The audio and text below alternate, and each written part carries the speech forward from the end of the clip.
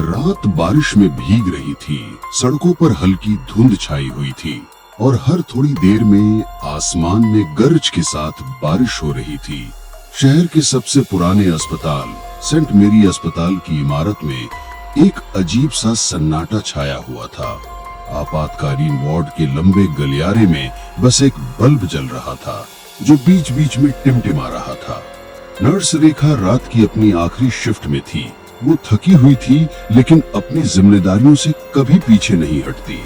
जैसे ही वो nursing station का रजिस्टर बंद करने वाली थी, सुपरवाइजर अंदर आई। उसके हाथ में एक पुरानी फाइल थी। रेखा, आज तुम्हें एक अतिरिक्त ड्यूटी दी जा रही है। सर, लेकिन मेरी शिफ्ट खत्म हो गई है। सुपरवाइजर ने उसकी बात बीच में ही रोक दी। ऊपर से आदेश आया है, तुम्हें कमरा नंबर 13 की निगरानी करनी है। रेखा के हाथ कांपने लगे। सर, कमरा नंबर 13? लेकिन वो बंद है ना, वहाँ कोई मरीज नहीं रखा जाता। सुपरवाइजर ने बिना आंखें उठाए कहा, आज ही रखा है, फाइल तो देखो। रेखा ने फाइल खोली। उस पर एक मरीज का नाम लिखा था, आकाश वर्मा, उम्र 36 साल, भर्ती होने की तारीख आज। लेकिन बाकी सारे खाने खाली थे। न बीमारी का विवरण, न डॉक्टर का नाम, न हस्ताक्षर। उसका दिल तेजी से धड़कने लगा। अस्पताल के पुराने कर्मचारियों के मुताबिक कमरा नंबर 13 कई साल पहले बंद कर दिया गया था, जब वहां एक मरीज की रहस्यमयी मौत हो गई थी। तब से वहां से दिल की धड़कन जैसी आवाजें आ रही हैं। हालांकि वहां कोई मशीन भी नहीं थी। रेखा ने झिझकते हुए कमरे की चाबी ली। जब वो गलियारे के अंत में पहुंची तो उसने देखा कि कमरा नंबर 13 का बोर्ड आधा मिटा हुआ था, मानो किसी ने उसे अपने नाखूनों से खरोचने की कोशिश की हो। बिजली फिर चमकी। दरवाजे की दरार से एक हल्की सी रोशनी झांक रही थी और अंदर से पीप पीप पीप की आवाज आ रही थी। रेखा ने गहरी सांस ली, ताले में चाबी घुमाई और दरवाजा खोला। दरवाजा खुलते ही ठंडी हवा का एक झोंका रेखा के चेहरे से टकराया। अंदर अंधेरा था। बस एक पुराने मॉनिटर स्क्रीन पर एक हरी बत्ती चमक रही थी। Beep beep beep. रेखा अंदर गई और दरवाजा अपने आप बंद हो गया। उसके दिल में एक अनजाना सा डर उमड़ पड़ा। कमरे में सीलन की गंध आ रही थी, मानो बरसों से किसी ने उसे खोला नहीं हो। एक पलंग के पास ऑक्सीजन सिलेंडर रखा था और उस पर एक फ्रॉस्टेड शीशा लगा हुआ था। रेखा ने अपनी टॉर्च निकाली। हेलो, कोई है? कमरे के कोने से एक धीमी आवाज आई, पानी। रेखा चौंक गई। पलंग के पीछे हलचल हुई। वो आगे बढ़ी और देखा कि एक आदमी पड़ा है।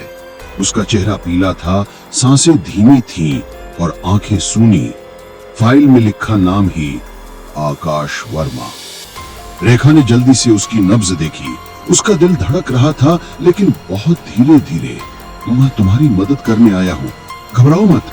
आकाश ने मुश्किल से अपनी आंखें खोली।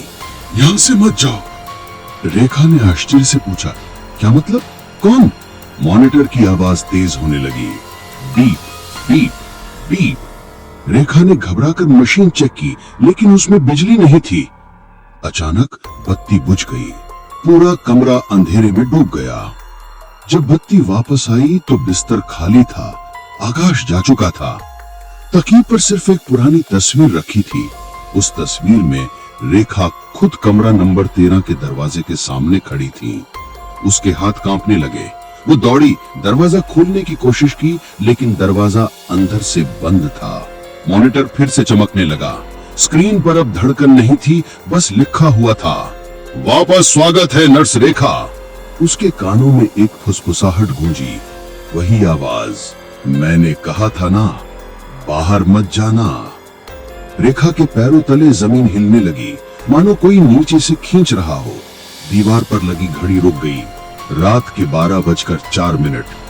और यही वो समय था जब 2 साल पहले इसी कमरे में आकाश वर्मा की मौत हुई थी। कमरे की हवा अचानक ठंडी हो गई। सांस लेते हुए उसे ऐसा लगा जैसे हवा नहीं, धुआं अंदर आ रहा हो। रेखा दरवाजा पीटती रही, लेकिन दरवाजा पत्थर जैसा हो गया। कोई प्रतिक्रिया नहीं, बाहर से कोई आवाज नहीं।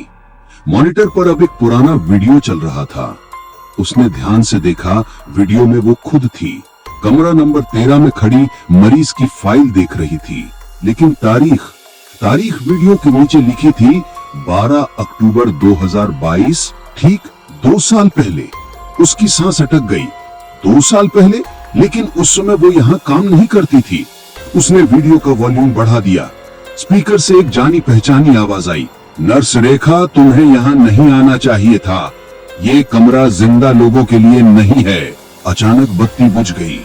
पूरे कमरे में एक तेज चीख गूंजी, रेखा की चीख। उसके हाथ में जो टॉर्च थी वो जमीन पर गिर गई। रोशनी सिर्फ उस हिस्से पर पड़ रही थी जहां खून के धब्बे थे। वो नीचे झुकी और देखा, फर्श पर एक पंक्ति में अक्षर लिखे थे, मुझको बचा लो। रेखा की आंखों में आंसू आ गए। उसने अपने नर्सिंग किट से फोन निकाला और कैमरा चालू कर दिया।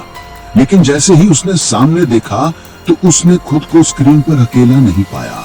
उसके पीछे एक साया खड़ा था, एक लंबा थका हुआ आधा जला हुआ चेहरा, और उसकी आंखें वो आकाश वर्मा की आंखें थी। मैंने कहा था ना, बाहर मत जाना। वो फुसफुसाते हुए पास आया। मॉनिटर फिर से चमकने लगा और स्क्रीन पर लिखा था, नया प्रवेश, रेखा शर्मा, मृत्यु का समय रात के 12:04। रेखा ने चीखने की कोशिश की, लेकिन उसकी आवाज उसके गले में ही अटक गई। कमरा घूमने लगा, हर दीवार उसे प्रतिबिंबित करने लगी। आखिरकार सब कुछ शांत हो गया। सुबह वार्ड बॉय ने रिपोर्ट लिखी, नर्स रेखा ड्यूटी पर नहीं है। उनका बैज कमरा नंबर 13 के फर्श पर मिला। सुपरवाइजर ने चौंक कर कहा, कमरा नंबर 13? ये तो 2 साल पहले बंद हो गया था। वार्ड बॉय ने चुपचाप दरवाजे की तरफ देखा। दरवाजे के ऊपर अब एक नया बोर्ड लगा था, कमरा नंबर 14, और अंदर से एक हल्की सी आवाज आ रही थी, बीप बीप बीप। कहते हैं कि आज भी रात 12:04 पर अस्पताल का मॉनिटर अपने आप चालू हो जाता है और स्क्रीन पर एक नाम दिखाई देता है, रेखा शर्मा, सक्रिय मरीज।